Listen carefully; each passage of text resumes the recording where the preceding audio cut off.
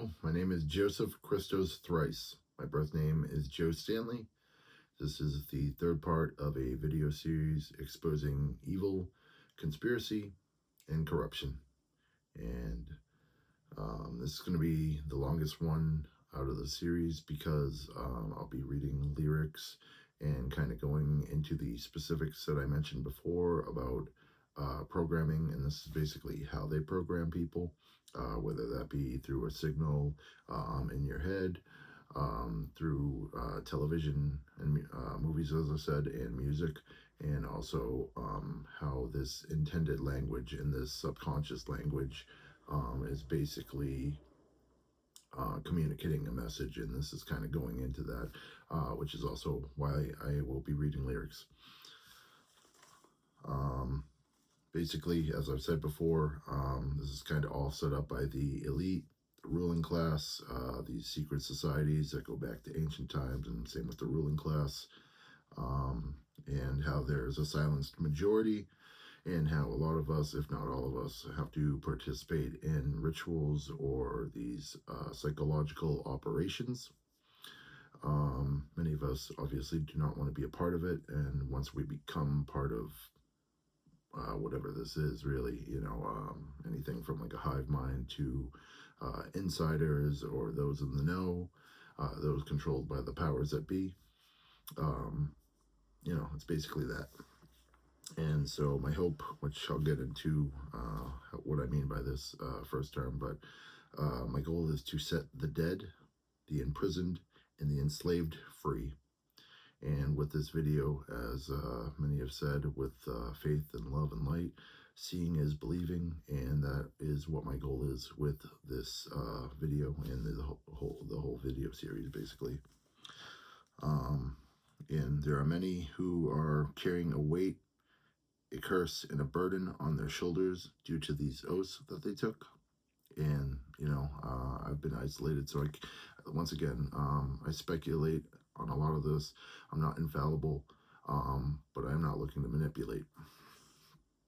And so these people who took oaths swore to protect society, the people, and love, and everything that comes with it, but also to protect all the evil, torture, lies, cover-ups, torment, violence, and murder that comes with it.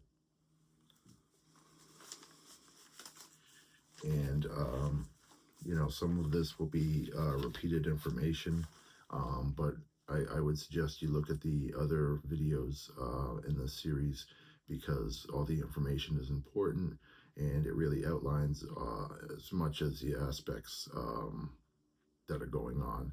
I've been kind of groomed and programmed myself to kind of be like a conduit for all this information, kind of like a source code or a master key, if you will, for this language. And I'm not saying that other people are not, but many have had a very different experience than I have, and I, as I've outlined in the other videos, have been exposed to a lot more torture because of what my dreams are, what my desires are, and my resistance to accept things how they are, because I know that we were born into this world, and if we are born with this light, then we are meant to create, and we are meant to create a better world. And a lot of the things that I just mentioned prevents us from doing so. And I hope we can be lit on a new path. I hope we can sing a new song, though we are, as humanity, living out a never-ending story. I feel it's only progress to this moment, and I say that with no ego. But yeah, I know a lot of people feel the same way that I feel, and so like I said, I've gone through a lot to go through this, and this is my dream, and I know many other people are dreamers, and I think it's time that we, finally accept what our reality is, what it has been, and what it could be. So, like I said, my personal story is a little bit different, and it's a whole nother subject. But I've been through a lot of different stuff. Once again, like I said in the other videos, and there are other videos in the past that was kind of just testimony to what I thought was going on, what I saw, what I was experiencing, the torture, whether it be through direct energy weapons, microwave weapons, sound weapons, this psychological mind control, and hearing voices that were commands from AI or people controlling technology, 1984 stuff basically, and once again, I'm saying how it's always kind of been in our culture.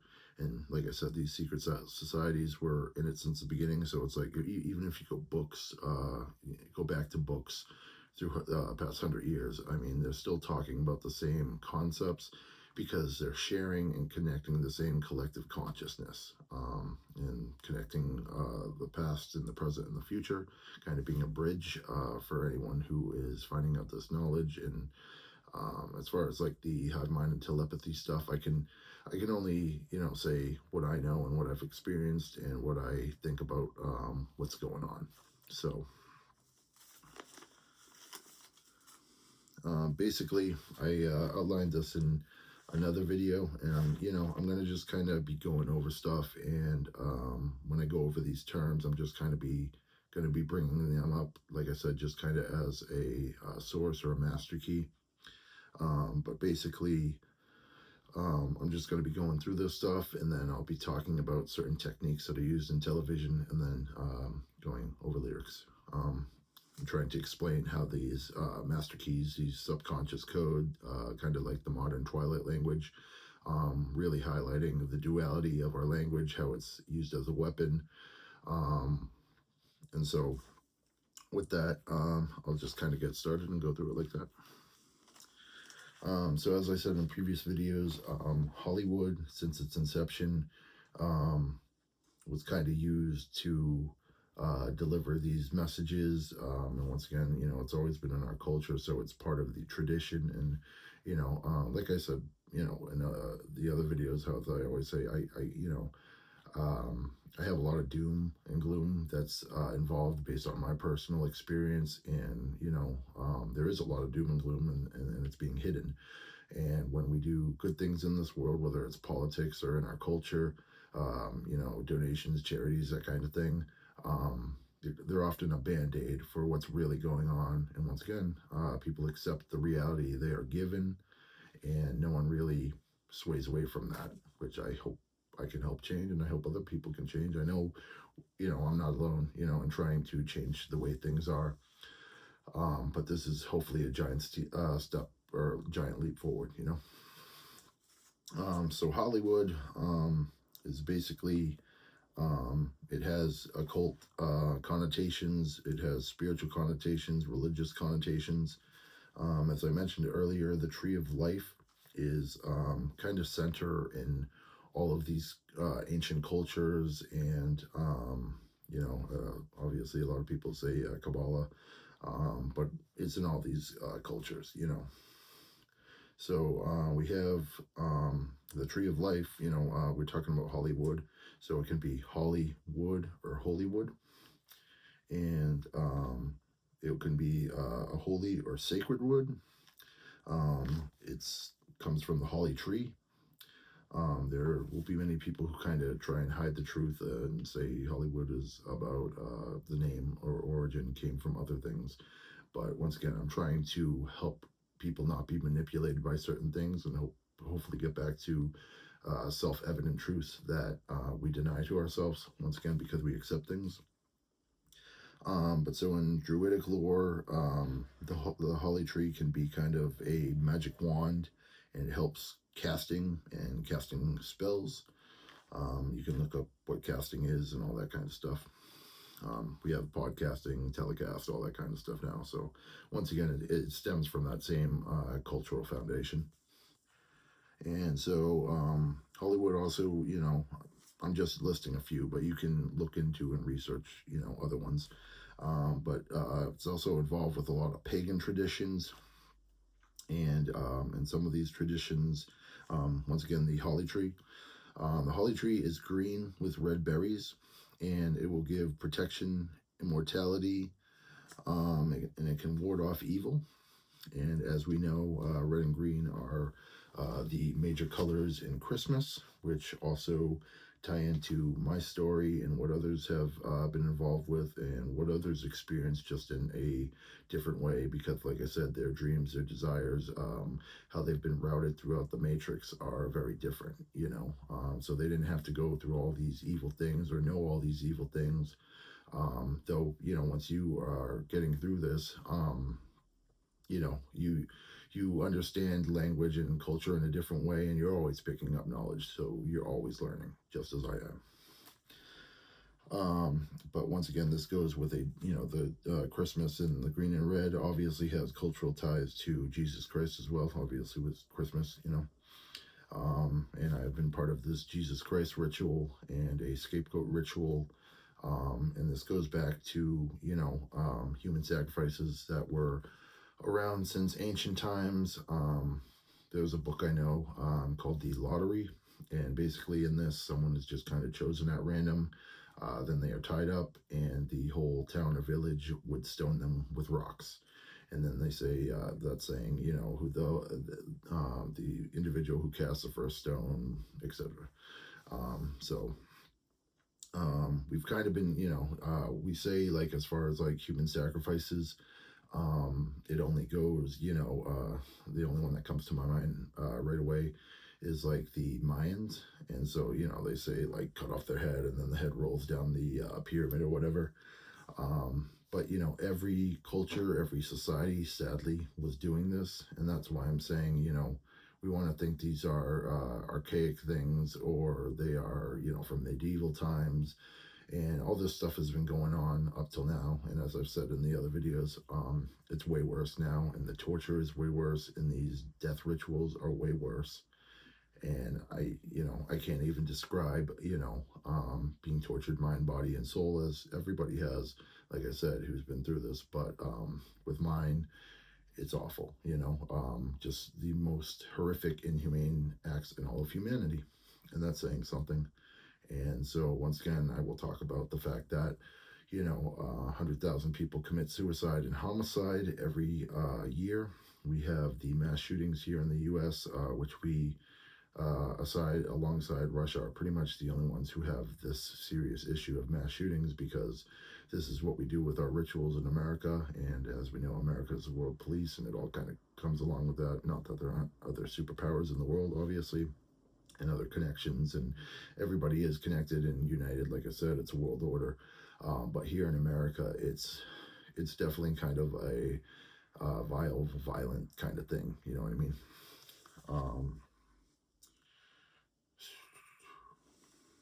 So in other people's, you know, and like I said, these rituals, it once again kind of mimics or reenacts the crucifixion of Christ.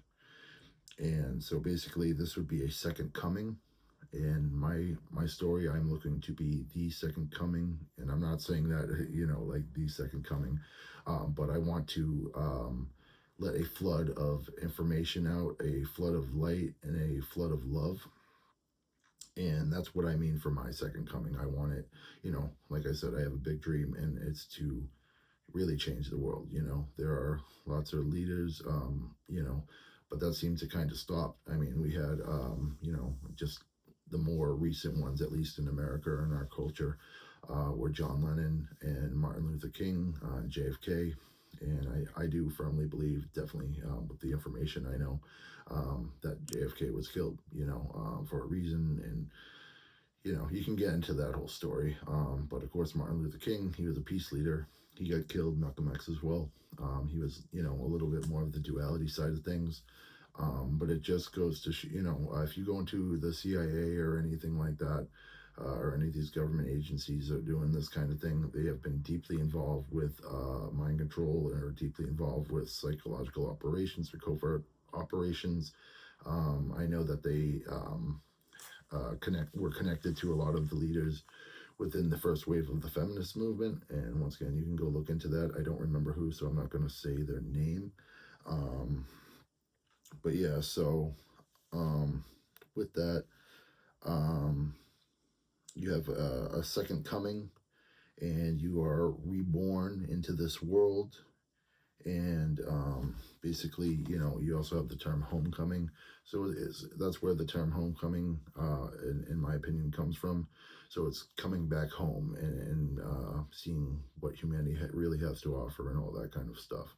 So, like I said, I talk about a lot of the negative stuff, but there is a lot of love in this world. So don't get lost as I go into these terms, because a lot of these rituals go with the dark side of what's going on. And basically, part of this is, you need to walk through fire to get to the other side. And they also say, that saying, why did the chicken cross the road to get to the other side? That can have positive and negative connotations. So once again, another thing. And like I said, what also goes into this, because we have the telepathy, um, and the hive mind aspect, which I can once again only speculate. It could be all of us. It could be, some of us. It could be only when people participate in these rituals and then they're free, or people who are imprisoned. Um, excuse me.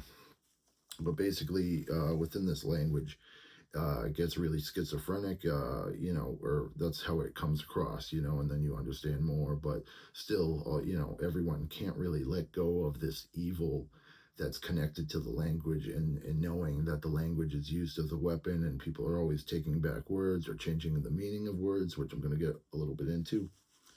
But basically, if there is a hive mind, and from what I've experienced, just being attacked by my whole town that's been made to be part of this psychological operation, hospitals, mental hospitals, you know, any of the cities near me, pretty much the whole region. Um, but basically, you know, um, it turns everybody into the worst version of themselves. And then, like I said, it gets into the scapegoat ritual, because if someone is not going with what the narrative is, or what's expected of them, or any of that kind of thing, it's basically hell on earth for that person. And then of course, then I'm yelling at everybody, and like I said, this has a foundation of Nazism, and it has a foundation of pure evil, and it gets into the satanic ritual stuff. And you can probably look at tons of people online talking about satanic ritual abuse, and you're probably like, what's up with that? I don't know if that's real. And I talk about this kind of like this united stalking that Scientology does, that's prevalent in both these psyops and the culture and the society and stuff like that. So it's all that kind of stuff, so yeah. Um,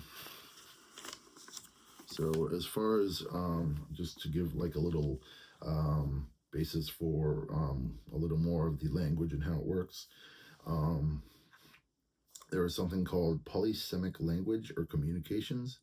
And basically, these consist of signs, cues, or coincidental language, or visuals, or verbal or nonverbal kind of things. And some of them are coincidental, but most of them have a deeply intended meaning. And syncretionism.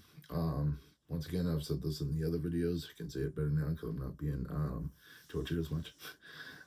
Basically, this combines or reconciles different religious, spiritual, philosophy, beliefs, and practices into new integrated systems. Keyword there, systems in the new digital age with the Matrix. But it basically creates a new whole, WHOLE, whole, or, to create harmony in a new culture or society, or when a new country is going through changes or anything like that. And what also comes with this is cross pollination and cross germination. And this, once again, is people, crossing cultural barriers, taboos, all these kind of things. Um, so, once again, this is, kind of visual thinking, auditorial thinking, and it helps kind of carry the language and the messages. Once again, with like the MK Ultra, the mind control, anything like that, which are the origins of how this really started, like the hive mind synthetic telepathy thing. That's worth noting. Once again, etymology. It's basically like the study of language, basically. And it's a gem as far as I'm concerned. I love etymology. And it can, once again, make you run around in circles because you're like trying to make connections and with knowing all this information. But basically, its roots, carry syncretionism in it, and the culture of the past, and connecting once again, like I said, the past, present, and future. And they combine elements from conjoining civilizations, like I said. That's once again I said in the etymology, and that's also in this tradition all over the world. So this was before world order or anything like that. This was going on since ancient times in different ways and always reshaping. And like I said, it always had this dark feature to it. So one last term, I would say image schema, which once again is reoccurring structure within our cognitive process to establish patterns or understanding and reasoning. And once again, like the thing I want to highlight, the word there, keyword there is patterns. And basically, like I said, like the Matrix will now route people in different ways in their passive life. And since everything's online and we have, TV and movies and music on streaming platforms and all these different things, and you have watch parties, which with this hive mind thing could be completely different. You could have a party in someone's head, you know what I mean? And, I honestly think that could be what I've experienced a lot. People have parties in my head. One of these running themes within the ritual is your birthday. And then, like I said, it's reborn. So talking about baby's law, and there's a lot of subliminal layers depending on how far your torture goes. Where you're called a baby or a teenager or teenage mutant ninja turtles, like that's an example of that. So just throwing that out there. And once again, what's associated with this can be a semantic change or shift, and that's once again a evolution of a word's meaning over time and often the understanding of it. Once again, there's always different changing context and metaphors. And so then you have autonomy, which is the relationship of words that have opposite meanings. Ambiguity, words that can be understood in more than one way, which, like I said before about like mentally ill people, like they experience different things and they can see different things that normal people, and I say that, without trying to offend, I'm mentally ill technically because of my anxiety and depression and all this torture, obviously. But yeah, basically they see things differently. So when they're seeing all this stuff, or if they're put in this ritual, it is going to make them go crazy. It will give them manic episodes or psychosis or stuff like that. And that is stuff I've experienced. I've had mania for many months, and I've had a lot of noise in my brain, and literally these people would torture me to the point where my mind literally breaks down. And in this ritual, if like I said, you don't go with the way things are going, or they want to just kind of make an example out of you, or to make money for blood sport or people gambling on this kind of stuff, my speculation. But with the way people connect, whether it's with their minds or online, I do think there's a lot of that going on. Like I said in my past video, they would put algorithms to basically have the stuff that I was, doing that day, or that I was thinking about that day. Once again, the awful horrors of the Matrix. And once again, if you have people carrying this stuff out, you have millions of people knowing this stuff, or hundreds of thousands, participating online. Um, So once again, just another word to throw out there for people is lexicon. And so a lexicon of words could be made up for someone's customized kind of view at the world, or just for society as a whole. And this will be made with associations, experiences, and beliefs, and it kind of plants seeds in the society or the person or in a certain group, any demographics, any type of stuff like that. And once again, sadly, like I said, with all this ritual stuff, or just like in our society, gaslighting is very, very prevalent. Excuse me. And I can't stress that enough, you know. And like I said, war kind of shifted after World War II to be about subversion. And that's sadly how war is mostly fought. Obviously, we have this privilege in America. You know, I mean, everyone's kind of privileged that we don't have this. Yet we live in the most violent and chaotic kind of society with all this, you know, psychops and all that kind of stuff going on. Um, but like I said, we're kind of leading the charge in a lot of ways too. So I'm just trying to show both sides as I go through this and not be completely negative. Um, but yeah, so I mean, there's a infinite amount of routing options. You know, whether it's phrases or music or types of culture and demographics, and you know, these have the same themes or terms, or you know, like I said, all this other stuff I've been talking about. Once again, subtext. Um, you know, it's another word to take into consideration. Like you have the context to kind of figure out, you know, how to view or see something. And obviously, you know, there's always bias within that.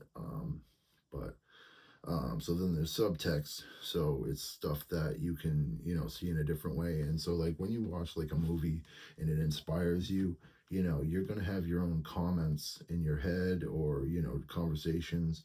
And this is going to be different than someone else's experience, right? So, you know, this was also, you know, I don't remember in the Jewish works if it was a Talmud or another written text, but basically in the text, you know, around these passages, they would have people doing comments, and then around those comments, there were more comments on those comments and the text, and then it just kept going. And I think that's pretty beautiful concept. You know, once again, I wish there was more of the Jewish culture, you know, embedded into our society like that. And once again, that's because of who rules, and because of, you know, how things are structured. You know, obviously we know a lot about, you know, obviously Old Testament is both Jewish and Christian, but it definitely is highlighted more as a Christian thing in the Western world. And like I said before, with anti-Semitism, you would think you would see more Jewish stuff, and you know that goes along with all cultures and people have come over here into this melting pot. And once again, like I said, it's because of who controls things. And now, even, you know, in the present, you have with, you know, black people. I would still say, you know, like R&B and soul, I think is beautiful. But I think a lot of the black message gets lost. A lot of people, you know, are still, you know, speaking pretty truly, but a lot of that, you know, like I said, with gangster rap, you know, it turned into something else. And like I said, you know, when people are ridiculed or, you know, all that, you know, some seek out revenge. And once again, with this, a lot of people are reprogrammed with hate. So I'm just saying this as a context, you know what I mean? Um, so I'm just throwing that out as an example. You could pick any race, any type of person with any philosophy or any walks of life, and you can find the same things. You know what I mean? And stereotypes and prejudices are based on, you know, like 5% to 20% of the group that you're talking about, and that comes, you know, even at, you know, I think we have to be at a time where we're saying that, you know, some stereotypes are true, and it's okay to say that. And once again, with the liberal politics that are going on right now, it's kind of come into this censoring era with canceling and all that, and that is censorship. It is fascism, and I, you know, like I said, I want us to return to self-evident truths. And once again, this is because of the liberal narrative. And you know, I talked before about like trigger warnings and that, and like I said, it goes side by side with this subliminal stuff that's going on and the mind control and how people are experiencing it. So, you know, everybody's reactions and thoughts are valid, you know. But like I said, if you have a liberal narrative that's kind of running the mainstream and all that kind of stuff, and it's not speaking true for certain, you know, voiceless voices, um, you know, the same cycle kind of repeats, and people keep buying the same story, buying the same narrative, and like I said, they can use love as a cloak to hide, just making money or just creating chaos, divide and conquer, and all that kind of stuff. So, just some other stuff to take in. I mentioned, 1984. I don't remember what they said, but in the term in the movie or book rather. But you have doublespeak, you have catch phrases, and like I said, this is how some of these traps within the language kind of happen, to have people walk through fire or send them straight to hell. And like I said, some of them get tortured until they die, and suicide and homicide, or they go out and kill people, mass shootings, like I said. So it has gotten much worse, and you can't ignore this. You know what I mean? But catchphrases. There's hyperbole, as I said, double meanings, people kind of speaking in tongues, and that has multiple meanings and versions, variants of it, metaphors, allegory, biblical context, satanic context, spiritual language, occult references, proverbs, conventional sayings. You got running jokes, running jokes, and I'll get into kind of how people are kind of, they say run or hide, or you can't run, but you can hide, that saying. And like I said, you have running from the law. So, I'm trying not to overload people, but just to say a couple things. You have gags, punch lines, tag lines. You have bits, you have setups, and like I said, all these things can, if used in a kind of demonic way, if you want to say it, or if they are used in a misleading way or a manipulating way, which is kind of the key thing, manipulation. And people like to play God now, and that has become ever more prevalent because they're kind of puppeted around, and those people are puppeted around. And it, goes to the term of a pyramid scheme. And then you have, they have like the funnel scheme, which is basically the reverse of that. But yeah, basically a pyramid scheme, and everybody kind of buys it, and they think it only is to like, I don't know how to say it, but it's like to like, like those 1995 commercials, buy this now, blah, blah, blah, and they think that's what a pyramid scheme is, or just selling like awful products or whatever. But no, like this is how we still sell, culture, politics, and like I said, everything that comes with it. So just making a note of that. So, and just to add, I said this in another video, but, basically like old school mafia, mob guys, that kind of stuff. They would talk in code when they were talking on the phone, and that's because their phones were tapped by the government. But basically, they, are doing something, whatever they're doing, and they'll make a phone call, and they'll basically be like, tell mom I won't be home for dinner tonight. And this is conveying a different message than, hey, I won't be at dinner with my mom. They're talking about whatever they're dealing with. So just throwing that all out there. Like I said, I know this is a lot of dense information. There's a lot of depth that comes with it. And like I said, a lot of people, like I said, use gaslighting and all that kind of stuff. They'll say, oh, that person's mentally ill, or they're crazy, or they're a conspiracy theorist, which, when I grew up, conspiracy theories, they were kind of like, still kind of like a joke sometimes. But like I said, a lot of the truth, the real truth, is embedded within the themes. You could be talking about aliens, or sadly, as I mentioned with the Pizzagate, and how pizza kind of connects to some language for eating, and I made a reference to Proto-Indo-European kind of things, trying to make a connection. Once again, I'm not sure if that's right. That's just how I understood it. And you get your piece of the pie, and you kind of do that with the politics. Like, hey, we're giving some other people now the piece of the pie so they can enjoy, spotlight or have their voice heard. So that whole pizza thing, that Pizzagate stuff, like that's conspiracy, right? But what happened to that person was real, and people, I have to assume, we're torturing him, and putting and seeding thoughts into his head, and there you go, and I'll leave that kind of there, so there's a lot of information within conspiracy theories. That's right, but it should not be taboo. And that's, once again, I want you to ask the question, like, why are liberals in the modern day not interested in conspiracy theory? You know what I mean?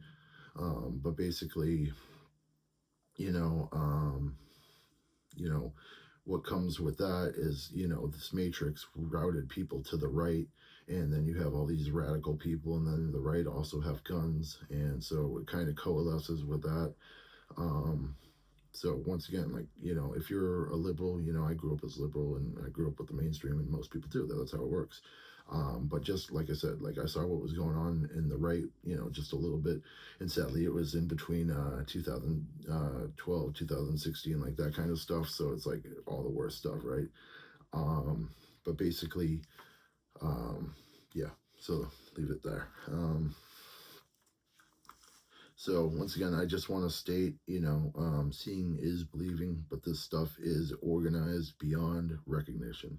And at least if unless you have someone such as myself kind of going through this, you'll get lost. You know what I mean? And many people do get kind of lost. And people who understand or they get through it, they're still lost too. Um, but yeah, like I said, people just get through it, and then they just worry about themselves, and they have peace of mind, so they want to, live that way, So, all right, I already brought this up a little bit, but you have, part of kind of like these occult, spiritual, religious kind of things. You have, let me just see something real quick.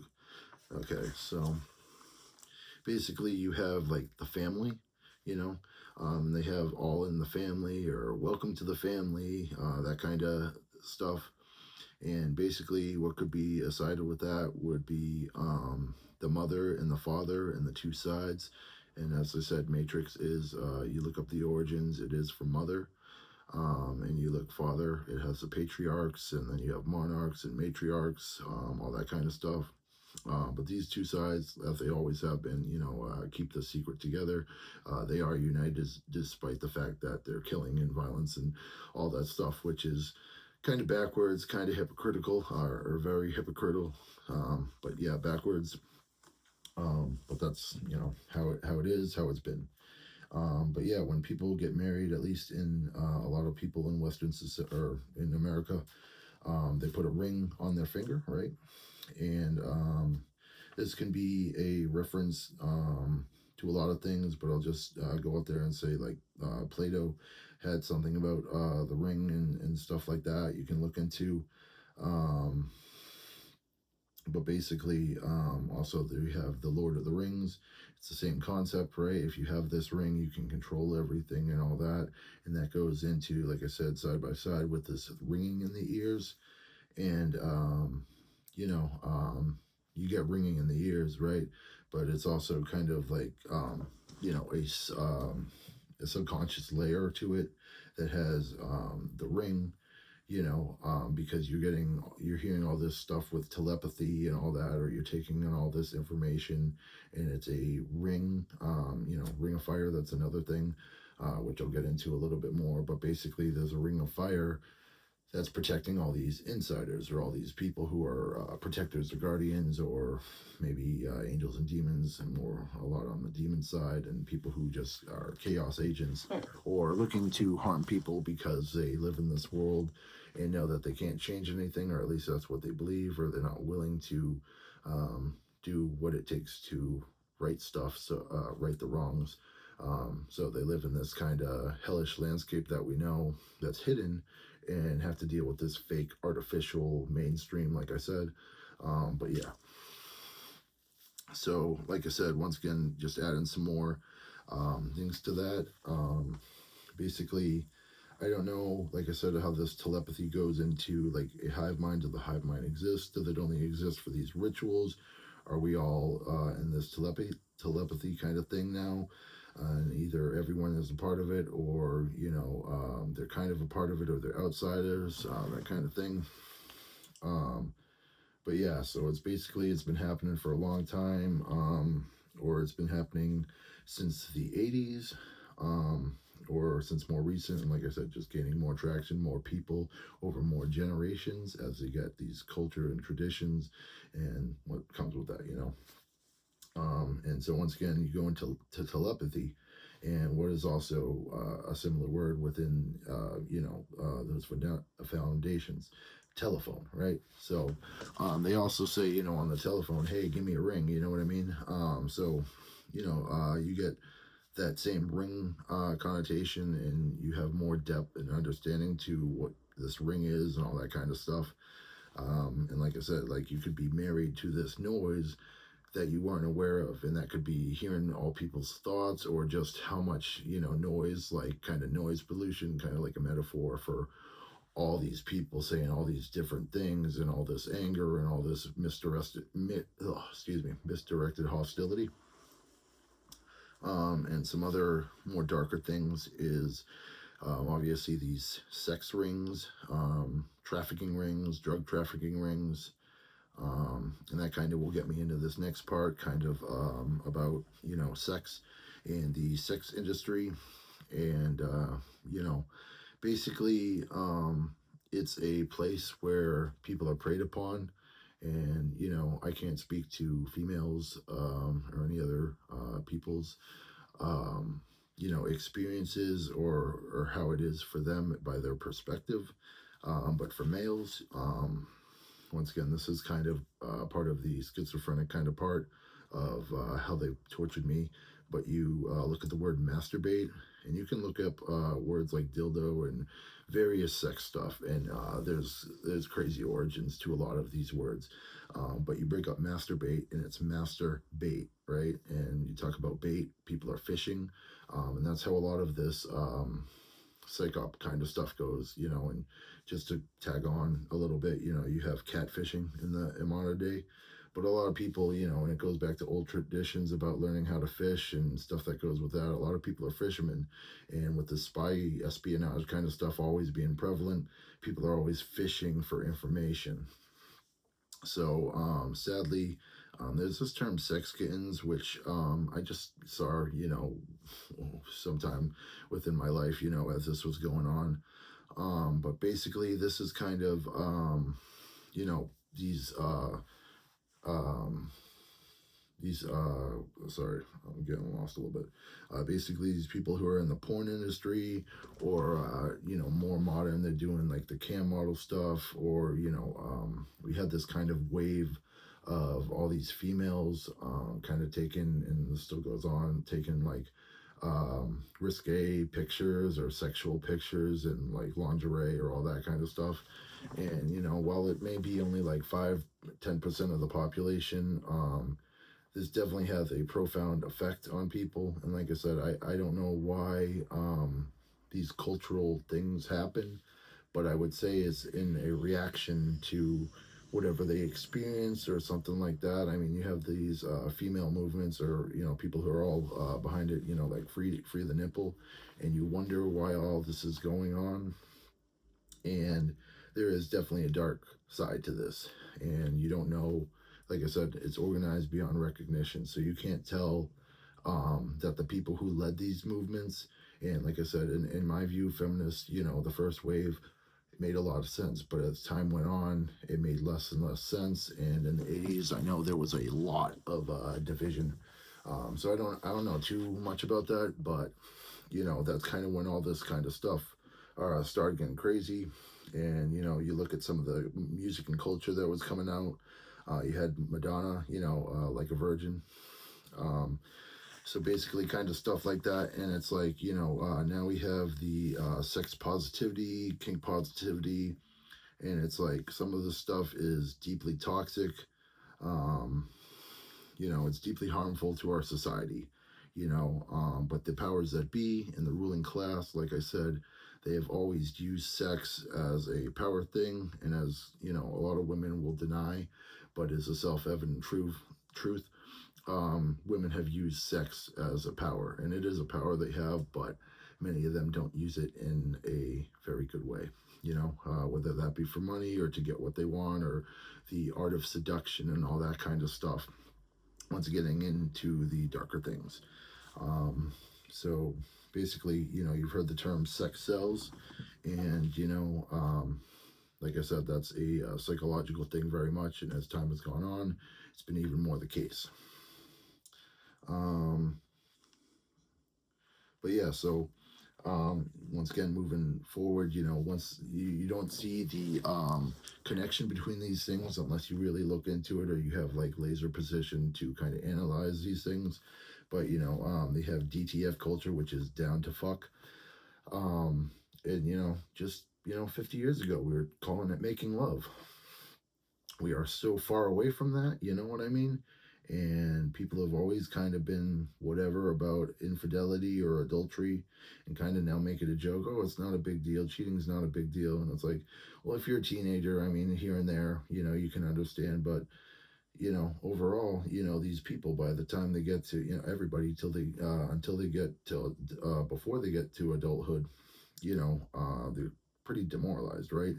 And I can reference an old thing, which some people might roll their eyes to, but it's basically, if you keep having sex with someone, it's kind of similar to chewing a piece of gum, and do you want a piece of chewed gum or do you want a fresh piece of gum, or like milking the cow if you can get it for free and all that.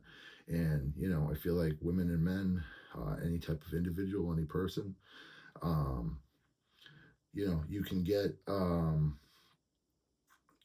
lost in that, you know what I mean? And so I'm not saying what's wrong or right. I'm just saying we should maybe embrace um, you know why don't we have laws for adultery or stuff like that, just like on the basis of like treating human beings better. And hey, this is someone that you love, and doesn't love mean something? And so I know a lot of people feel that way. And sometimes love people who are in love fall apart, but either way, you should always have respect for that person, and the foundation that you had with that person. And you could get into orgies and polygamy and all these other things, which, like I said, but yeah, I just, I want to make light of what's been going on with sex in our culture since the dawn of time, how it's been used, how women have been used, how men even get used, and like I said, like a lot of people in our current culture don't want to talk about that, you know what I mean?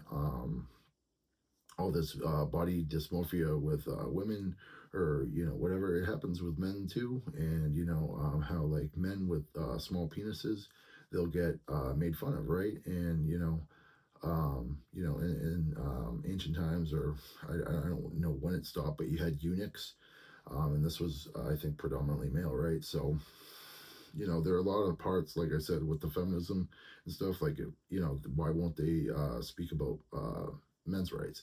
Why won't men's rights talk about women? It's because they create this division in this narrative so that they can, fish for information from both sides, or whoever has the power, you know, um, you know, if you talk about something and you get in trouble, then you know who has the power, who's shaping the narrative, who has the influence. So just adding that as I'm talking about this, because everyone,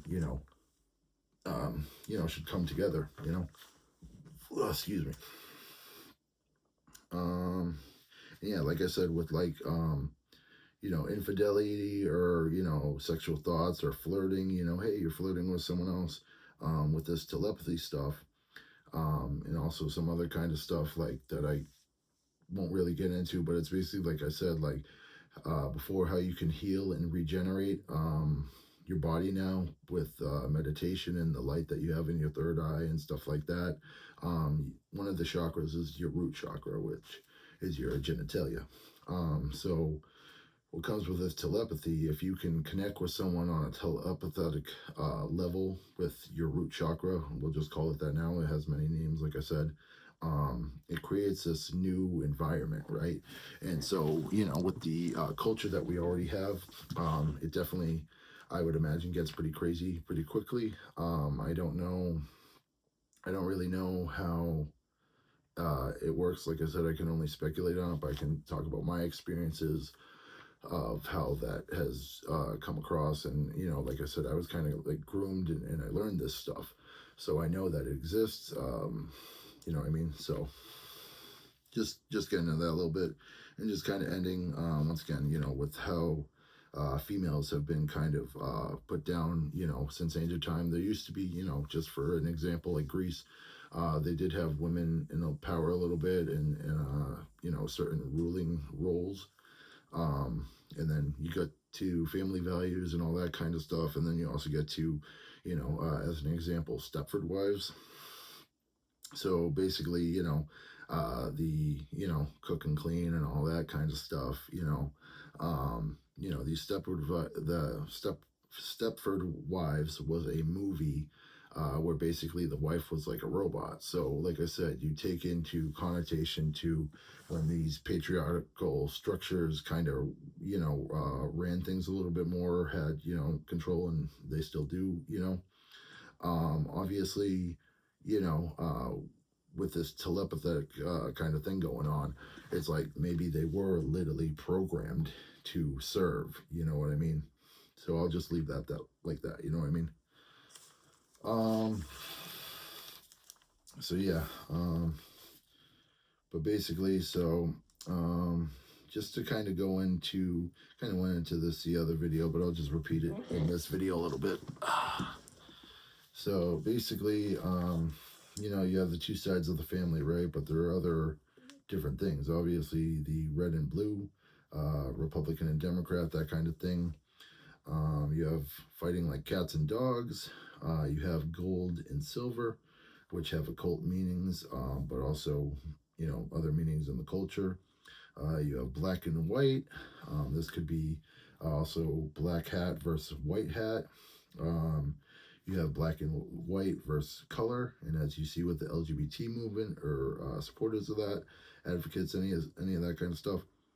And so you have the rainbow, right? So the rainbow would be color, black and white and color. And as movies went from black and white to color, and so there's a lot of symbology there. You have the sun and the moon. You have stars and stripes.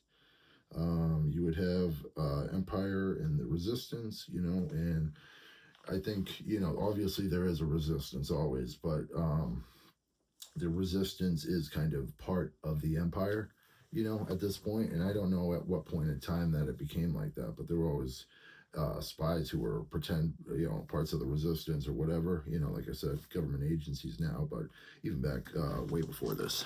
Sorry, keep adjusting. So, basically, like I said, with the family and like these rituals and stuff like that, if you're not part of the family, you would be an outsider, or you could be in purgatory, because like I said, you get reborn in these rituals. So it's life and death and afterlife. So a lot of these people are in the afterlife, and that afterlife, like I said, can lead you to a hellscape, and that's where you are. You still know everything, and you're allowed to live the best you can, but if you're stuck in hell for the rest of your life, you're probably going to be getting vengeful on everybody around you and everybody who's an insider or any of that stuff. And it also can be heaven. So this afterlife can be heaven or hell. But if you're not in the family, quote unquote, a lot of these people have regarded me like this. They're used as a torture programming technique. They call them strays or homeless, and that goes into stray cats and dogs and all that kind of stuff. So, like I said, with Pavlovian conditioning, which was ringing a bell with a dog, a lot of this stuff is in TV, sadly. And, you go with cats and dogs now. This is just my speculation, but, I would see dogs as Republicans, and a lot of liberals will call out a lot of people who are doing dog whistles. So that's a reference to why I think that, and there are many other ones. You have watchdogs, which would be watchdogs, for the government or whatever, like, that kind of thing. Catcalling, majority happens to women, and obviously, like I said, with the civil rights and liberal, liberal arts, all that kind of stuff that goes along with that, and the education between that. So, like I said, I'm just trying to connect dots. I'm not trying to overload anybody or manipulate. Like I said, I'm trying to my best to not go into that, go that route. And though many do, and I'm hoping people can speak more like me, which is why I'm saying it. So like I said, there is, like I said, like that satanic aspect, And I just want to bring up, you have Billy Goat, and that's kind of what the devil is. I know there are other aspects to the devil, but it's a goat head and a body, right? And so, a lot of songs have Billy in the songs. If a song's talking about a Billy, they're kind of like subconsciously talking about this Billy goat, and what's also connected to goat, scapegoat. So it's kind of all connected, because then the scapegoat is tied to this cultural tradition of saying someone's the antichrist or the devil or something like that. So that's kind of where that comes in. And just to connect it a little further, you have like hillbillies. So I'm not sure if there's a connection there, but I just want to state it as such. um and along with like hillbillies, like you have certain things that are used to communicate subconscious information, and some of these go way back. um but basically you have like the bay, the beach, the hills, as I said, and that can be the hillbillies. um Higher ground, mountains, and stuff like that. That can also be connected. You have the river, which this is definitely a key term. So it's basically, you can cleanse yourself in the river. They have drag the lake, which is kind of this, piggybacking off the same idea. But yeah, I can't get into the river too much. I mean, I'm not sure if I have it in any of the lyrics I'm gonna say. But like I said, it's definitely a key term. And like they have Riverside and down by the river. And like I said, some things just kind of escape your perception. So other people could probably speak on what the river is more symbolically, or to occult stuff, or spiritual or religious stuff. But I'm just gonna leave it like that. Um, then you have like the sun, the ocean, the flood, as I said. Flood of light, flood of knowledge, as I said. The sun, obviously, I brought up earlier, gold and silver. And alchemy, it would be the alchemic wedding, and that would be the sun and the moon, and that's where the gold and silver comes from. And there's lots of kind of stuff that goes with that. And also, as I'm talking about kind of like occult stuff, you have the light and the dark, the light and the shadow. So that also goes into another key term that I'm going to say, and that is the night. And this is basically, like I said, just like with the shadow. So like what lurks in the shadow, what lurks in the dark, and basically, you know, um, a lot of stuff is hidden in the dark, right? So this is basically, going off that same thing that a lot of people fight to break taboos or boundaries or all that kind of stuff. But until you shine a light on it, it's going to remain in the darkness. So that's kind of where it comes from. And like I said, with all these people kind of being imprisoned or slave to the system or the machine, Big Brother, all seeing eye, all this kind of stuff. That's kind of how it comes into play. Um, Once again, I talked about how people take oaths, and there's a lot of songs with this. Whether it's oath or vows or a promise, and like you have wedding vows. And just to throw something else out there, you have vowels. So is there an etymology connection? I don't know, but I just want to put it out there. And then, like I said, about spells and stuff like that, people will bind people or tie people up. And so people are bound to this system. They're bound in the lives they live or the boundaries that they're attached to because of this mainstream narrative, or the narrative of the ruling class, or the narrative of the economy, or to make money, or what's important, all this kind of stuff. But yeah.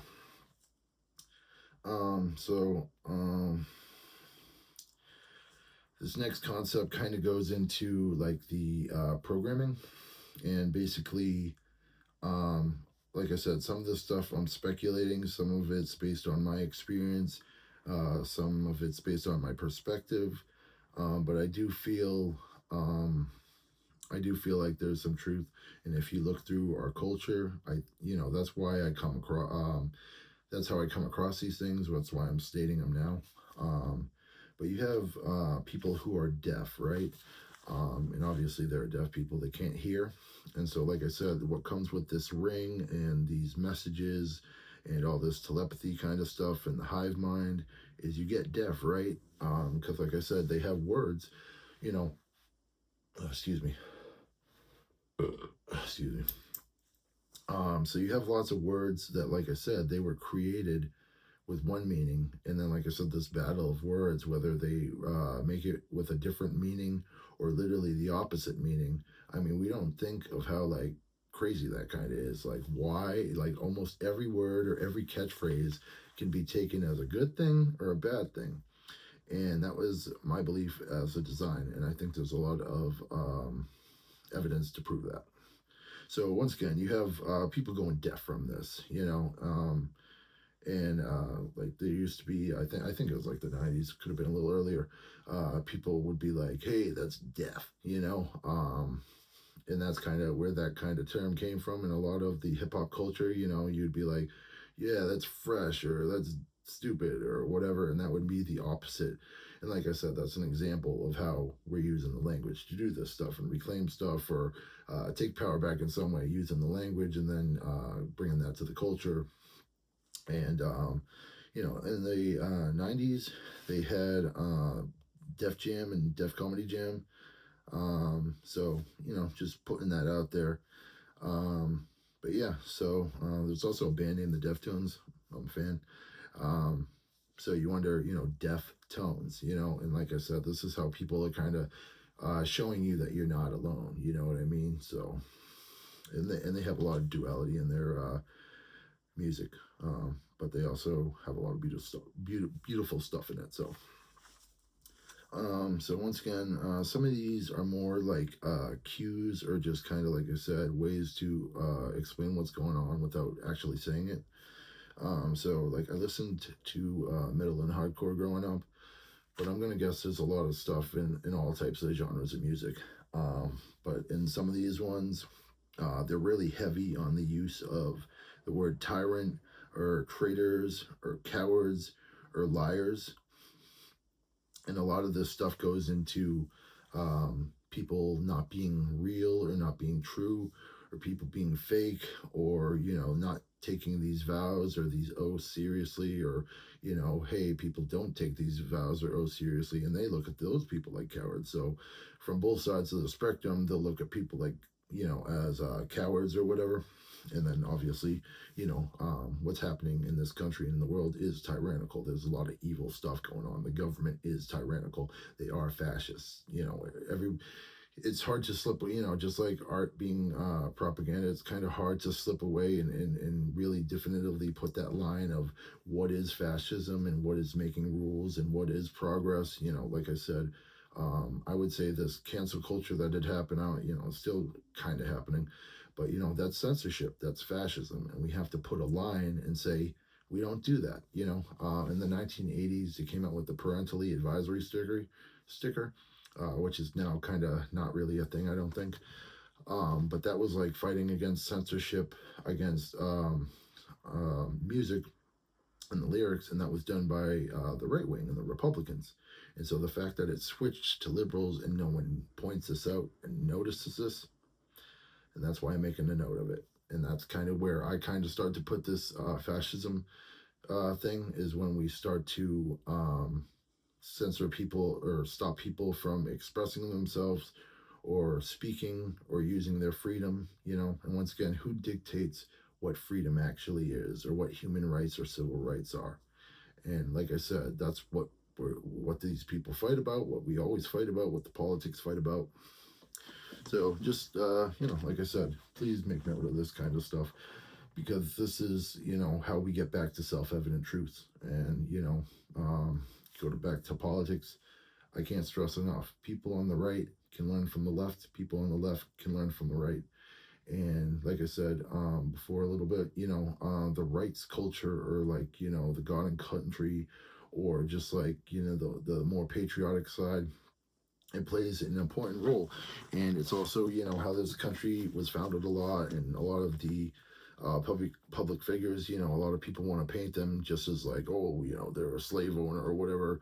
Um, but yeah, so you know, so with that kind of thing, it's like they weren't just slave owners. You know what I mean? And I'm not going to go, you know, into like, you know, the Robert E. Lee statue or any of that kind of stuff. You know, obviously, you know, there's people who speak different sides, but you know what I mean. Obviously, having slaves is not good. So, just throwing that out there so we can be like clear on that. You know, um, I try to have the most precise, accurate view as I can without bias, and that's what I hope we can all try and get back to a little bit more, or just be a better version of ourselves or a better version of humanity or society. So moving on that, like I said, trying real hard not to manipulate or whatever, but some politics stuff, in my view, like I said, are self-evident. Like the fact that the mainstream has always been controlled by liberals and kind of a little bit with Hollywood. We have to make note of that. And a lot of people will kind of gaslight people, as I said, with gaslighting. It's important to note that.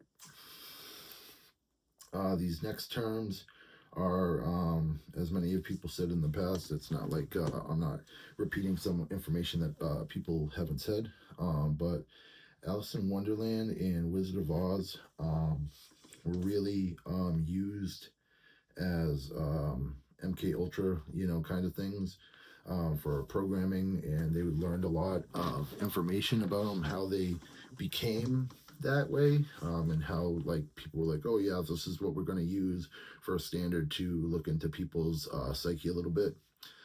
But yeah, they have the White Rabbit, and of course you can connect that to rabbit holes, and excuse me, I'm not, you know, once again speculating on some of this stuff. You have hip hop, you know, and what hip hop's around a rabbit, you know. I mean, could it refer to other things? Could be talking about the hip, which once again you can go to hippies or hipsters. Just throwing it out there. So then you have also from the same thing, Through the Looking Glass, and this once again is kind of talking about, or you know, can be seen as, you know, you're looking from the inside out, or you're looking on the outside in. So it's kind of dealing with that kind of thing. So basically, you know, this can also be like the mirror of how you see stuff in the world and how it looks back at you and the reflection. So that's how that goes. Once again, a key term I would say to note, and that you can see in our society, whether it's in symbols or in our culture or in logos or stuff like that, we have infinity. There's Xfinity. So just as I go along, I'm just going to say stuff, but it's just to embed the fact that this is all in our culture, you know, and it's not a bad thing. A lot of it, like I said, is a beautiful thing. But infinity, you know, that's a symbolic thing, a spiritual thing. But yeah, I don't know if I mentioned it yet in this video. This was kind of like a coined term, the Twilight Zone. So excuse me, the Twilight language, and like I just said, the Twilight Zone is kind of based on that. And when you're in Twilight, you're asleep and you're just coming to wake up, or at least that's one way of viewing it. But so just to stay on topic a little, they had the Twilight language. They've called this the Enochian language, angelic language, language of the birds, and there's many other different concepts for this. So that's how that goes. So just moving a little bit. You know, we've always had personification, animals to help describe certain human aspects or emotions or feelings. And I'm probably going to name a couple going forward and all that kind of stuff as well. But so you have birds, like I said, the language of the birds, why the caged bird sings. There are bees and the beehive, which can connect to Masonic stuff and other occult teachings, esoteric stuff. You have bears who like honey. Honey's made by bees, just kind of connecting stuff. You have lions, which, like I mentioned before with the Lions Club, you have lions. I know, you know, I'm not too certain on this, but they had Jesus Christ depicted as a lion. With that, there's also tigers. And going back to Wizard of Oz, you have lion, tigers, and bears. I think that was it. But just kind of going off of that. And then you have owls, which are said to have wisdom, and their wisdom in the night. I have an owl tattoo. I'm a believer in that, So then there's elephants, which, like I said, it could have a political connotation. It can have a spiritual connotation, whether it's the Western world or the Eastern world. You have like different bugs and different insects. Trying to think, Circadia, is that the one? But there's a spiritual meaning to that, but there's also many other ones, you know what I mean? And I mentioned bees, so. Then you have wolves, you got pigs, and obviously,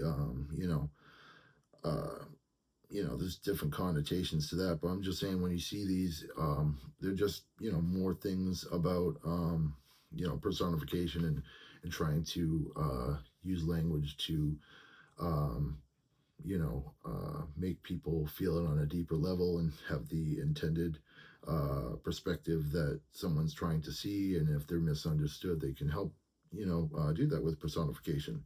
So just adding that in there. You have sheep, which, they say flock of sheep, and the shepherd and all that. Then they say, hey, you're a bunch of sheep, you're just going with the narrative. So that's kind of where that comes from. And obviously that makes sense, I would say. Then you have snakes, people selling snake oil, once, that's pretty old term. Dragons, spiders that weave webs. A snake can also eat itself, and that's kind of like the thing about rebirth. And then you have, I'm trying to think, lost the other thing for snakes. But basically, there's good meanings and bad meanings to both, right? So moving on. A lot of, you could go to martial arts and say to move like water, to be still like water. There's many connotations to water, but a lot of these teachings will say water is based in purifying or purity. On the opposite, you have fire, right? And once again, I said about like the ring. You have the Ring of Fire, and there's this band called the Safety Fire, just a band that I like and listen to. And it goes into this term about safety and security and this guardian thing and all that, with like these rituals and all that kind of stuff. So the Ring of Fire, like I said, kind of keeping people safe or keeping people out or burning stuff down. So this fire, I would say in our world of duality is definitely it's kind of used in a pretty negative way, I would say, in a toxic way, and it's kind of always been like that. And it's used as a teaching tool, but like I said, I think we have lost our way with it, and basically we misuse and abuse fire, and it's kind of always been like that. But as I said, as time goes on, it's worse and worse, and the fire gets worse and worse. There was a 1980s song, I don't know who does it, but basically it's saying we didn't start the fire, and like that's just like a reference to that. Then basically, so you have the rain that goes kind of like I said, raining like cats and dogs. When it rains, it's usually, some people have said it's like the tears of God, right? So when it rains, it could be a metaphor for a lot of emotions and a lot of stuff going on. And like I said, with the telepathy or these secret societies or these people who are insiders or enslaved to the system or the machine, a lot of people are crying, and you need shelter from the rain. And along what comes with that, the hurricane, the storm. Just a side note from Star Wars, you had the storm troopers. So it kind of goes hand in hand with this, but everyone's seeking shelter from the storm, right? And they seek shelter from the rain, and then you have like an umbrella to shield you from the rain. Who's holding that umbrella? What is the metaphor for that umbrella? I'm just saying. Just to, put it in your head. Um, this next thing, is basically, like I said, this has a very intended meaning. Um, but basically, you have the song of humanity, or you sing your own song, and both a song and singing could mean lots of stuff, right? What I'm doing right now is technically singing, right? And this is my song, this is my tune, right? So, along with that comes dancing and the art of singing and dancing, and it's the same concept. You dance your dance, and you go to the Wild West when people would shoot guns at you, or whatever was going on with that. But you shoot guns at someone's feet, and then they got to jump, and they called that dancing. There's like a connection to that, excuse me. So when you're dancing, you're kind of doing it to get away from all the evil in the world, and you get in that flow state, and you kind of can escape from the world. And that's what the point of a song is, and dancing is, and it's a beautiful thing. But like I said, a lot of people have used music as a weapon, which it can be a good thing, but it also can be a really bad thing. And when no one comes out and says the truth, well, that's when stuff gets chaotic. And you know so there's a fine line between duality and accepting that, and then just letting chaos and evil thrive, right? And if it's in our music and our culture, someone should be calling it out, and you know what I mean, at least stating how it actually is, right? So then you have stuff that might connect to a telepathic kind of environment with like all the stuff that's going on, but you have people on the dance floor, and there's like something I remember from like emo music back in the 2000s. They said like blood on the dance floor. So like I said, lots of people are dancing, trying to escape from stuff, and stuff gets crazy, right? And like I said, people are reprogrammed to hate. They're reprogrammed to have a lot of anger. They have a lot of justified anger. So just throwing that out there. And yeah, so moving on a little bit. Just to there's personification, right? And then there's also back from a long time ago, you had people that would have creatures or monsters to kind of be able to better describe or tell stories about more evil people, or people who were committing awful acts or doing horrible things. And obviously a lot of this is pretty obvious, but you have witches, you have ghosts, you have zombies, you have vampires, aliens. And I'm just gonna go with some other stuff as I'm going through this. Hosts, and you had an invasion of the body snatchers, which, like I said, I've had people controlling my mind and my body, and it's hard to tell whether it's other people controlling other people with this technology, because they've been kind of turned into like Terminators or robots or whatever, and some of them have these skills, and that goes in with using your mind and all that. And if you're jacked in or wired into the system, yeah, that will kind of get you there. And as I say that, it kind of reminds me of what I was going to say before. A term that's used in that people use when they're talking about people who are getting part of the system, or this hive mind, or this digital realm, or the brave new world we're living in with this 3D and 4D stuff. A lot of people, say you're jacked into the matrix, you're wired into the matrix. And this goes into a term that kind of goes hand in hand with like royalty. And once again, I will say royalty is kind of like the family as well. It's a different concept for it. So the royalty, you have playing cards. So those playing cards had the king, queen, and the jack. And basically, the jack was like, a servant, a jester, a joker, but yet there's still the high card and playing cards. But basically, like, these jacks have been around since medieval times, or even before that. And basically, like, this is kind of like a metaphor that's still kind of relevant today.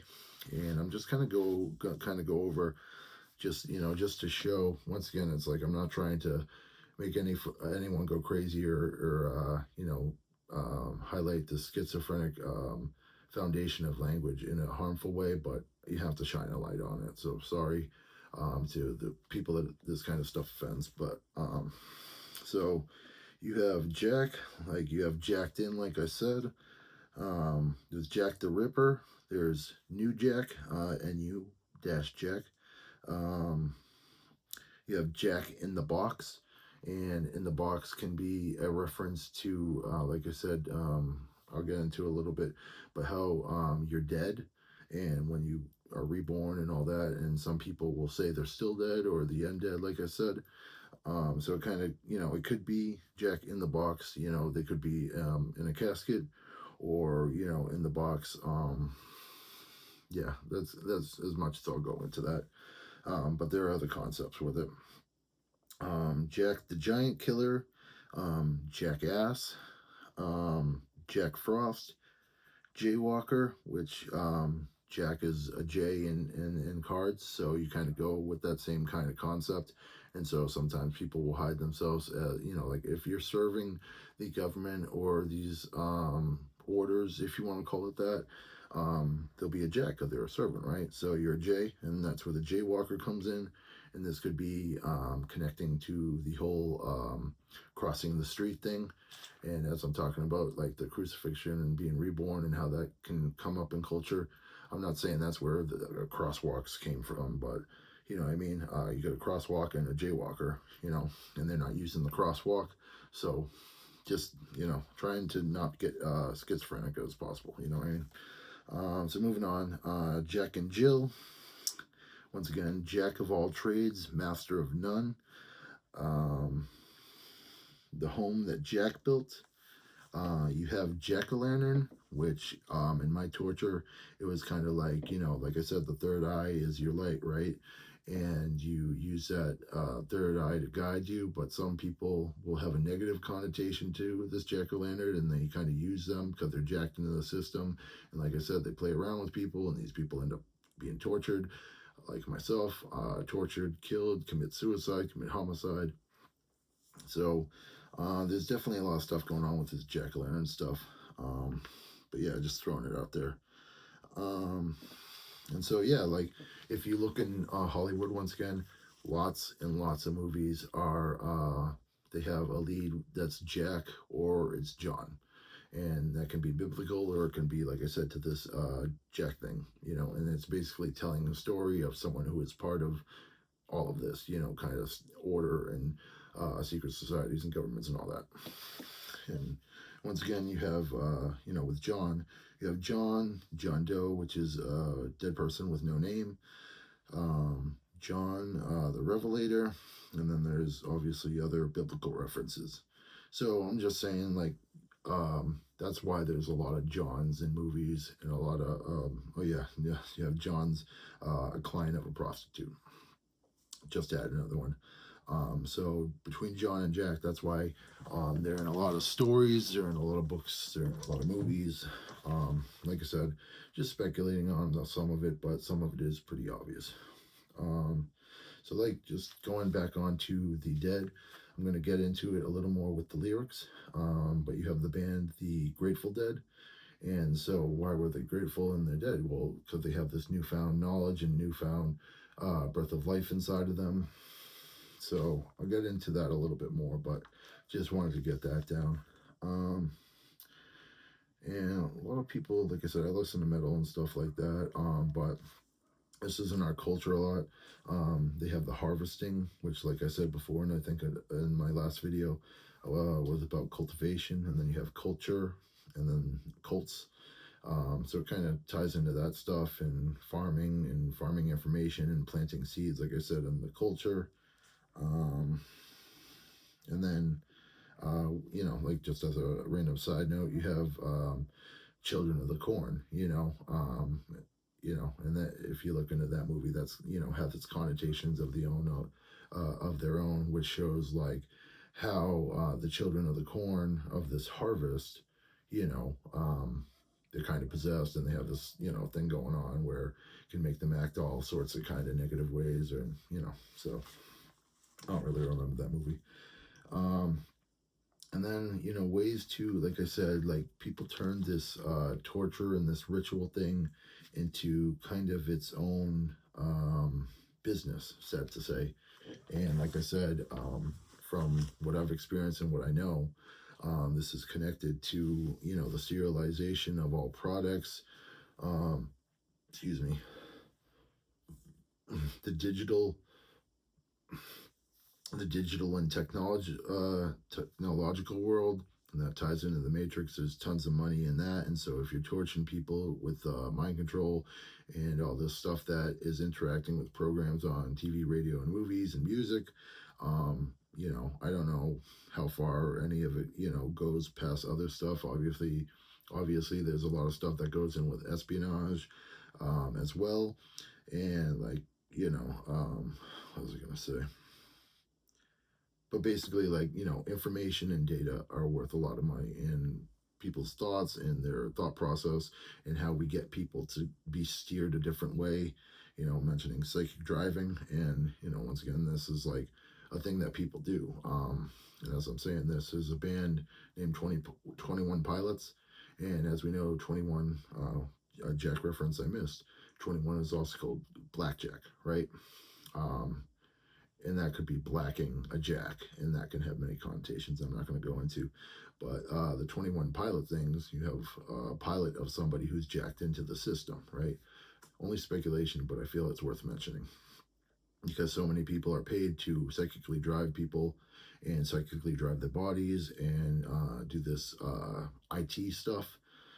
And, it's awful stuff. And a lot of people are involved in it.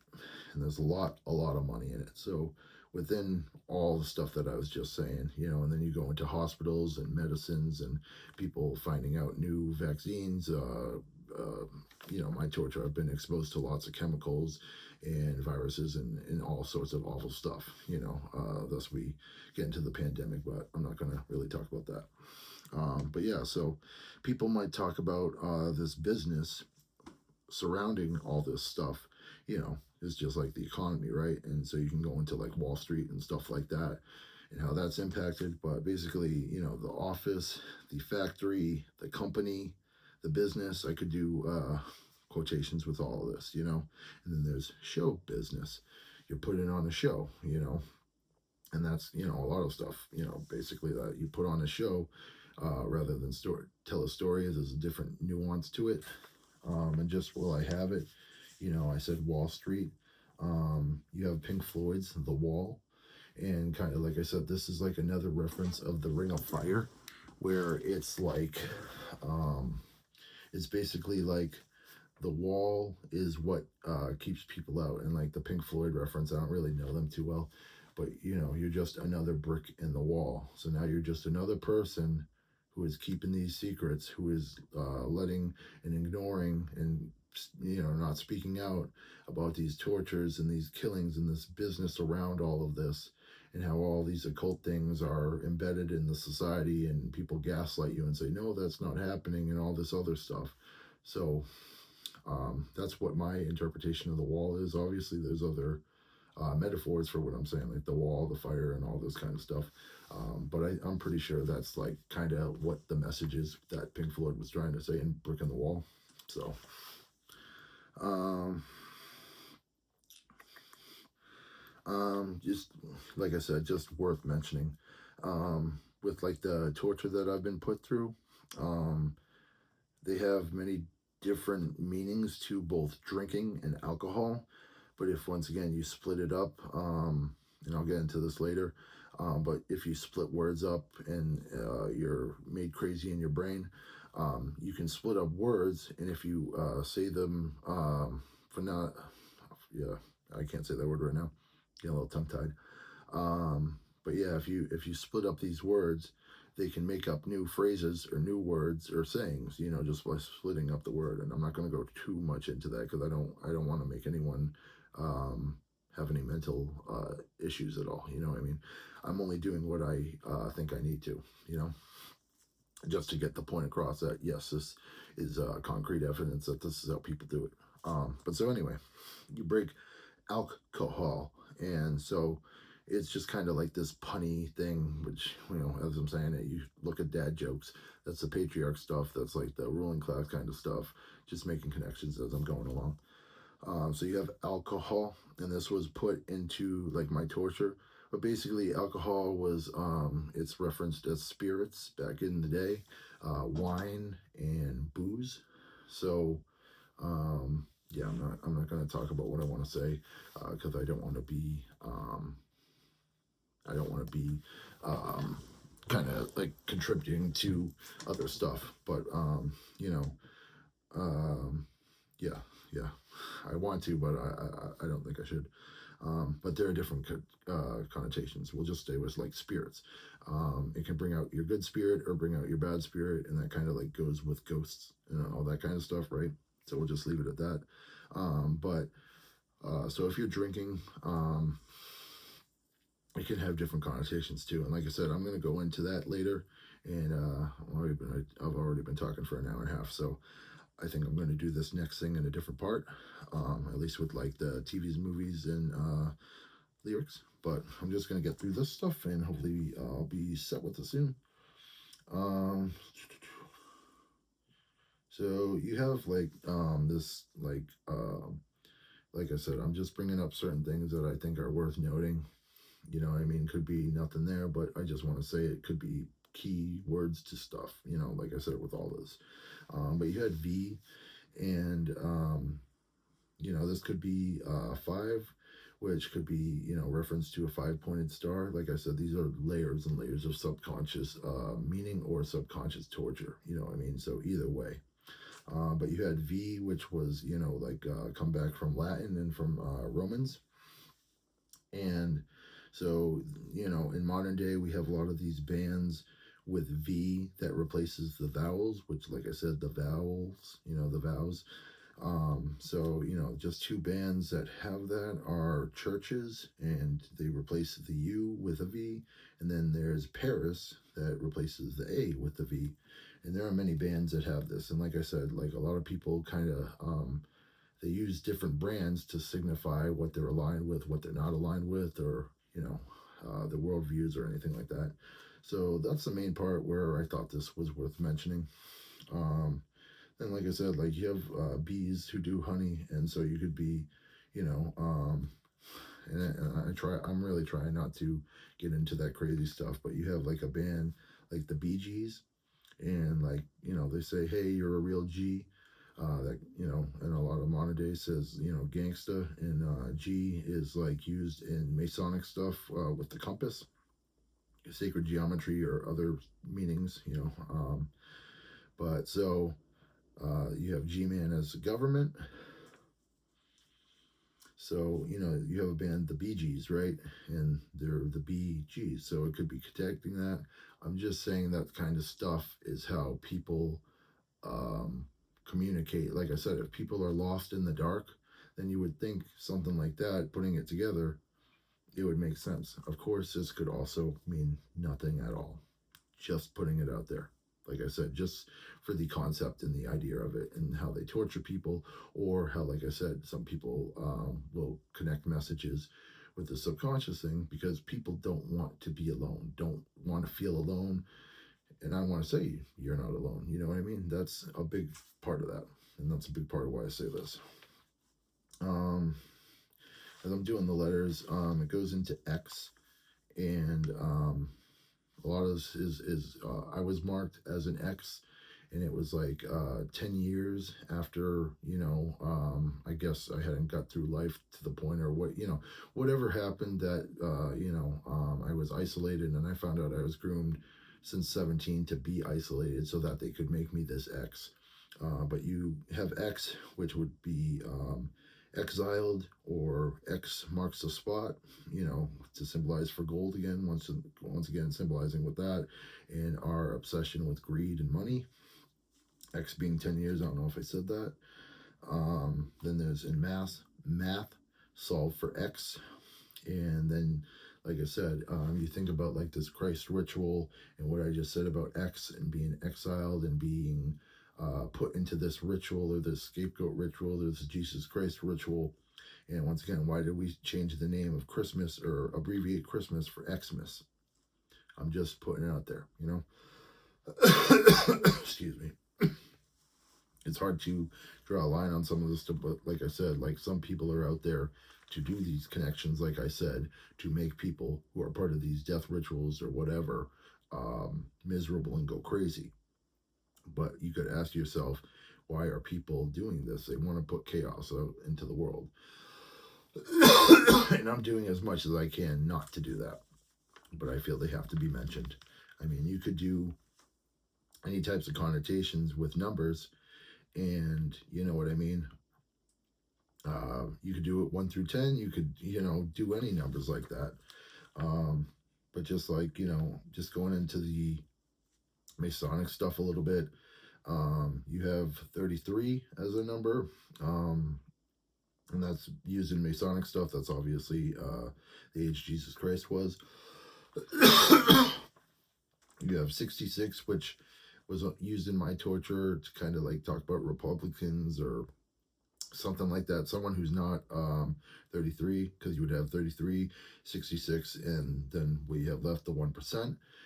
Then you have 99, which was used for me to kind of say double agent kind of thing, where it's like you are, not red or blue, you're both, so that could be purple, which gets into the royalty thing again, which I already said about colors of stuff, and that's another way that they can manipulate or show you different things, depths or deeper understanding, just to, alignment and branding, as I said. As I said, this happened to me at 17. And like I said, like a lot of people will say, oh, you're not an adult. And like I said, this goes to my torture or whatnot. But, 17 and 10 years after that, I was 27. That's when my torture ritual began. And as we know, like I said, people put out these evil ideas. You know what I mean? That's what I'm trying to get across. So people came up with the 27 Club, whether there's an actual connection to me being tortured when I was 27 and they were trying to feed me that lie and that manipulation. But the 27 Club, there was Kurt Cobain, there was Janis Joplin, and obviously these were very loving souls, so they were very ripe for torture, just like my soul was very ripe for torture. They killed themselves, and there's obviously conspiracy about that. But the fact that people plant this idea, just like they plant many bad ideas about 27 Club, this is an example of that. So obviously I have a personal thing with that, but so just thought that was worth mentioning. And so yeah. And one of the ways they torture me, like I said, it's through like I said, I've had direct energy weapons and microwaves and all that kind of stuff. But you have a band like AC/DC, and that's kind of, excuse me, like a lot of people, they get kind of like, excuse me.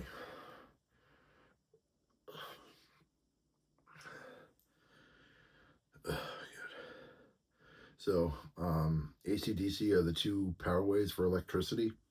And as I mentioned, I think maybe in another video, there's electricity in your mind and your brain, and there's electricity in your heart. And, like we can't escape that. We have energy centers and we have electricity running through us. And once again, that connects to the electromagnetic grid, and that connects to all these ways that they torture people, energy, vibration, and frequency. These are all used, sadly, as destructive torture mechanisms and tied to all the technology and all these weapons.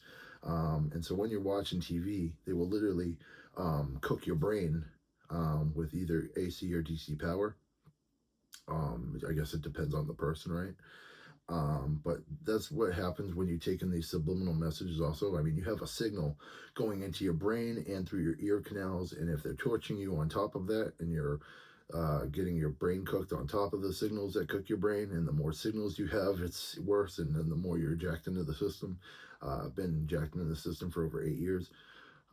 It does damage, so, it can lead to memory loss, holes in your brain, all this other kind of stuff. So just throwing that out there because, ACDC is a band, whether or not they were doing that to say something about what was going on.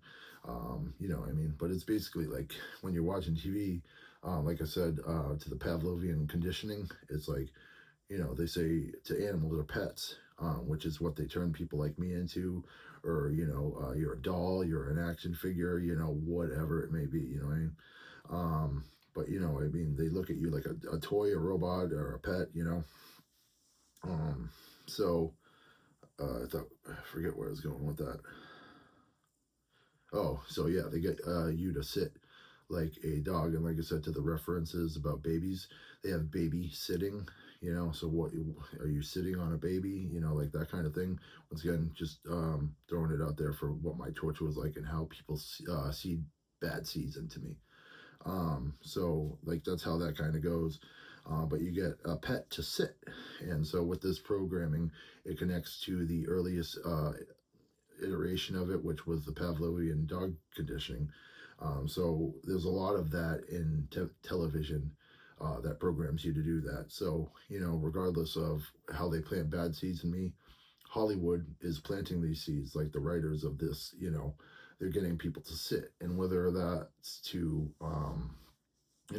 just to put it out there, if you're part of a hive mind, if everyone's part of a hive mind and they're thinking all the time, that's what I'm talking about with like the noise pollution or anything like that. Like I said, I can't speculate. I could just say my experience and how I've, how the people in the psych ops are in my town, how, they burned down my town, and destroyed everything, so anyway, just so your thoughts, if you're all connected in thought, or if you have one person's thought beamed out to a whole population or a whole town or whatever it may be, basically, there's going to be a lot of noise. So people, I was programmed to literally not think. And so people would be psychic vampires and get me to not think and treat me like a dog or a pet. And they would also use my light or steal my light, and that goes into like this term of like smoking people or rolling people, you know. But just putting that out real quick just to make note of it.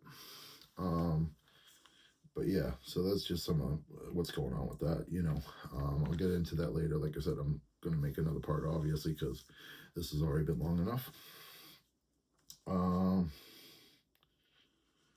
Once again, milk and honey, honeymoon, like that kind of thing. These are spiritual things that are rebranded or re-explained into the modern time. And just some other stuff from my torture. It was basically like online. They talk about a lot in songs like you're on the line, you're on the front lines, the falling line. There's a lot of stuff with lines. I said punch lines or tag lines earlier. So like I said, if you're on the line, you're part of this army of the dead, or part of this royalty, or this army, or part of this secret service, or this order that protects. So I'm just saying, people are, they have a duty to fight or protect, and so I've been on the front lines for, like I said, over 8 years. And I didn't know it, but I was on the front lines for literally half my life. Like I said, being groomed at 17, having my sexual, basically they, took away my right to have sex, and kind of, I found out later, like they literally had broken my penis and made it so I couldn't have sex, which then I couldn't have relationships or sex or anything like that, which is obviously a major part of your life. And they used that to isolate me. And then I got isolated from friends, which is how I got into the exiled part from 17 to 27. Just throwing it out there.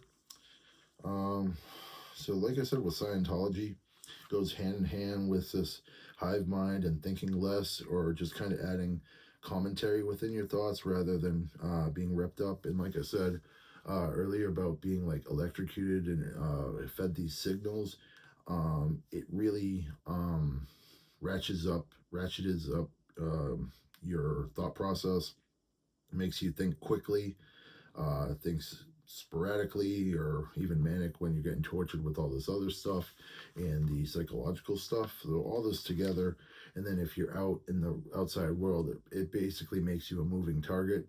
And the more people that hear you or see you or know or are involved, adding to the scapegoat ritual factor, or any part of it, and when you disobey or whatever, that's it all goes hand in hand with that. So clear is like a Scientology thing. I don't know what it means in Scientology, but that's how it was explained to me. Like when you're clear, you don't think, and you are able to participate in this 3D 4D world, or this telepathic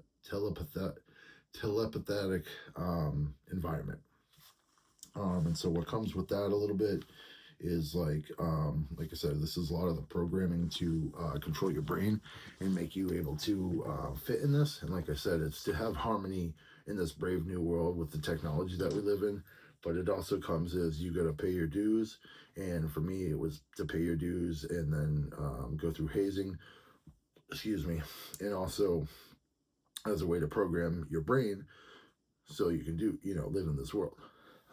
So good things and bad things, but if it goes to the negative stuff, everyone should be living, and that's that. You know what I mean? We shouldn't be torturing, killing people, and treating them like pets. But so what comes with that is, like I said, with the twilight, you're asleep, and then you come to twilight and you're awake. So basically, sleeping would be not thinking, and this can go to the term sleeper cells or sleeper agents.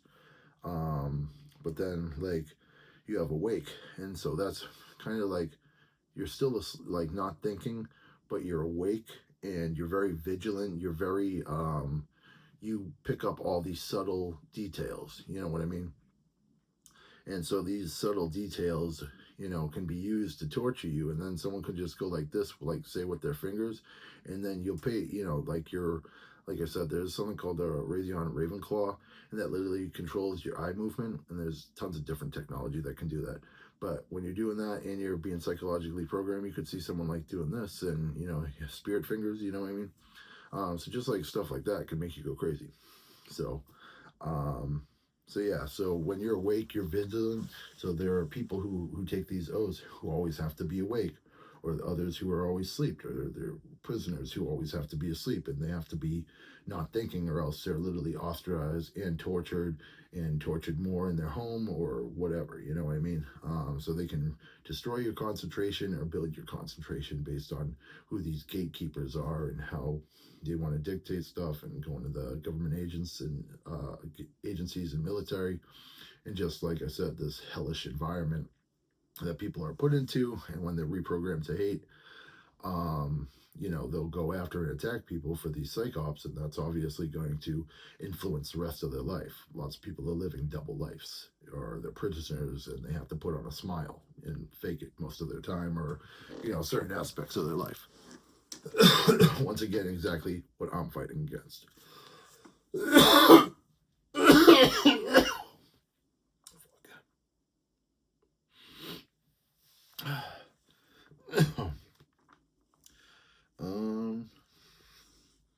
So like I said, with gatekeepers, like I mentioned, just stuff is coming to my head, just for examples.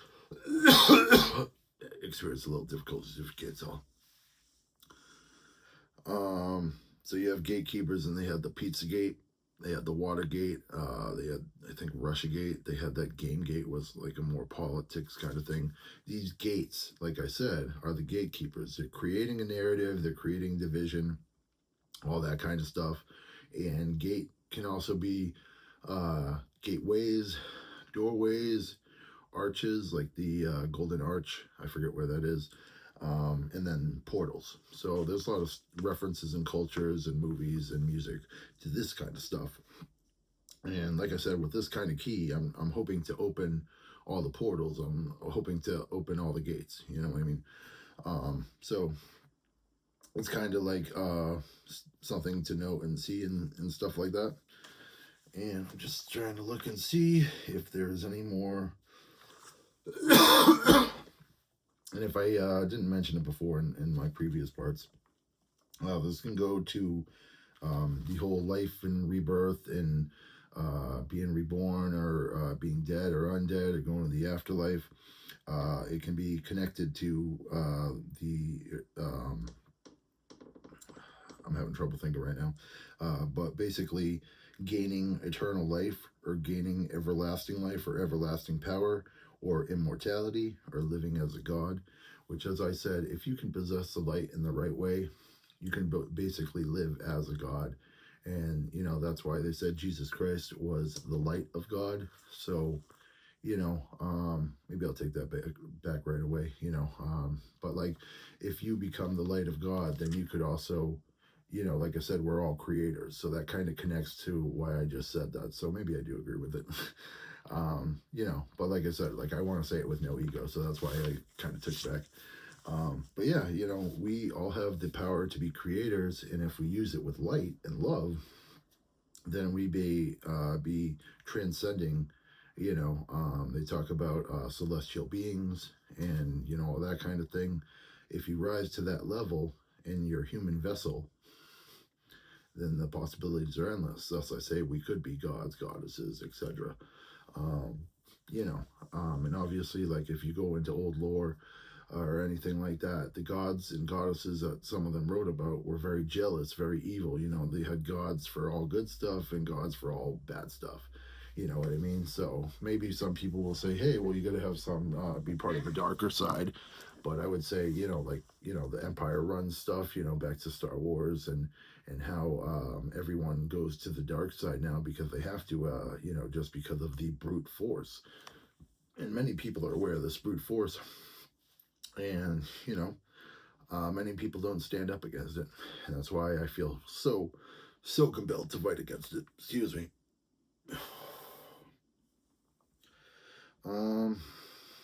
So I just want to reference a couple other band names that, like I said, I listen to metal, so it gets pretty hardcore, pretty crazy, and I listen to hardcore.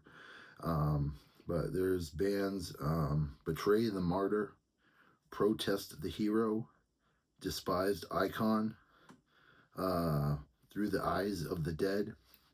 That could be a reference to, like I said in a previous video, how you can literally, like, they had an experiment that has evolved to human beings, sadly, in clinical trials. Well, they put a camera into a cat and then could see their vision through a digital screen. I'm not going to go into it, but just that's a reference. And so that's a band I know. And so, like I said, people are trying to get out stuff or how they see the world in perspective. So when I hear that band name, Through the Eyes of the Dead, and like I said about the dead, can have multiple connotations, but when I know literally they're talking about seeing through my eyes, it had a personal thing to me. So whether that's what they meant, who knows. Like I said, there's a band, the Safety Fire. There's a band, Suicide Silence, which, like I said, is sadly could be, a reference to things. I'm not going to speculate on their name, but it's just something that popped out to me and was used to torture me. There's another band called Make Them Suffer, which, like I said, metal is, it talks about a lot of brutal stuff, quote unquote. That's where the metal community. So it's like, when I hear something like Make Them Suffer and you see their lyrics, it's like, that's what they do in these death rituals, in these hazing rituals, and how you pay your dues and you, get through stuff. So, they believe that making people suffer will make you a stronger person. But though that is true, making people suffer and all these people committing suicide and homicide, that's not so great, right? And lastly, there's a band that popped out, like I said, they can access, like, they've accessed memories from my childhood that I didn't even remember. So like I said, they would just, like, as I was going through torture, literally they can freeze your body and then they can cook your body. And that's in addition to the electricity and all the weapons. And I'm serious about that. So there's a band called Dry Kill Logic, band that I didn't even listen to. But when I hear that name, it rings true. And literally I've had my body frozen and then cut with lasers.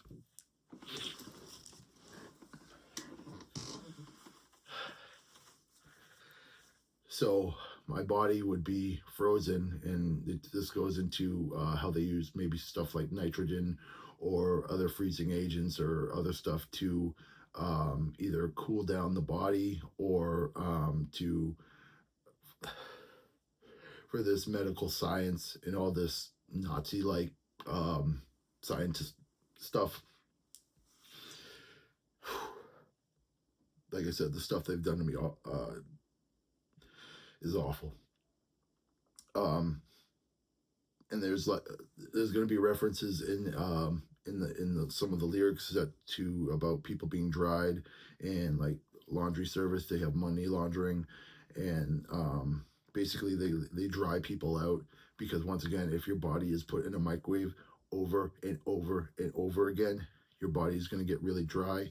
And they have this thing where basically it gets so dry where you're just dehydrated all the time. And so then they groom you to drink water all the time.